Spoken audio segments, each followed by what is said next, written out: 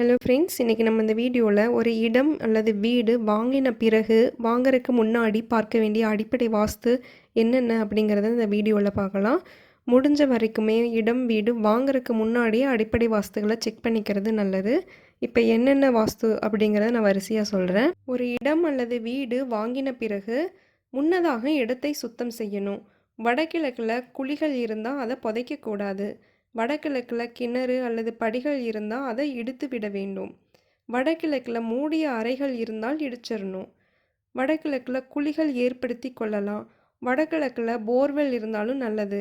வடகிழக்கில் குழாய் தொட்டிகள் வைப்பதும் நல்லது. வடகிழக்கில் நடைபாதை அமையும் மாதிரி, அதாவது கேட்டு வச்சுக்கலாம்.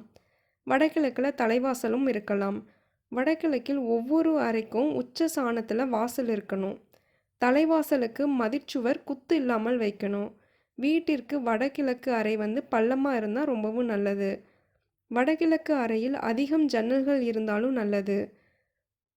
கிழக்கு வடகிழக்கு வடக்கு வடகிழக்கு வாசல்களை மூடாமல் அந்த வழியாக நம்ம போயிட்டு வர மாதிரி வச்சுக்கணும். கிழக்கு திசைகளில் அதிகமான காலியிடம் இருப்பது போல் அமைச்சிக்கணும். கிழக்கு பள்ளமாக இருந்தாலும் நல்லது. கிழக்கு திசையில் கிணறு இருந்துச்சுன்னா நல்லது. வீட்டிற்கு வெளியே கிழக்கு இடத்துல வீட்டிற்கு குத்து வர மாதிரி படி அமைக்கக்கூடாது. தென்கிழக்கு வளராமல் இருக்கணும். தென்கிழக்கில் வாசல்கள் இருந்துச்சுன்னா உடனே அகற்றிட வேண்டும். தென்கிழக்கு வாசல்கள் அகற்றினாலும் அந்த இடத்துல ஜன்னல்கள் இருக்கிறது தோஷம் இல்லை. தெற்கு தென்கிழக்கில் வாசல் இருப்பது தவறில்லை. ஆனால் மேற்கு தென்மேற்கு தெற்கு தென்கிழக்கில் 2 வாசல்கள் இருப்பது நல்லது. இப்படி இருந்துச்சுன்னா ஏதேனும் ஒரு வாசலை மட்டும் நம்ம உபயோகிக்கணும். தெற்கில் இருக்கிற குழிகள் உடனே புதைக்கணும். தெற்கு இடம் வீட்டு தரையை விட உயர்ந்து இருக்கிறது நல்லது. தெற்கு மதிச்சுவரை விட வடக்கு மதிச்சுவர் உயரம் குறைவாக இருக்கணும். தெற்கில் இருக்கும் செடிகளை வெட்டக்கூடாது. தெற்கு திசையை நோக்கி வீட்டில் பயன்படுத்தும் தண்ணீர் வெளியே போகக்கூடாது. தெற்கில் சாய்வான தாழ்வாரங்களும் இருக்கக்கூடாது. தெற்கில் திண்ணைகள் அமைப்பது நல்லது. தென்மேற்கு திசையில் வீட்டுடன் மற்றொரு வீடு அமைத்து கொள்வது நல்லது.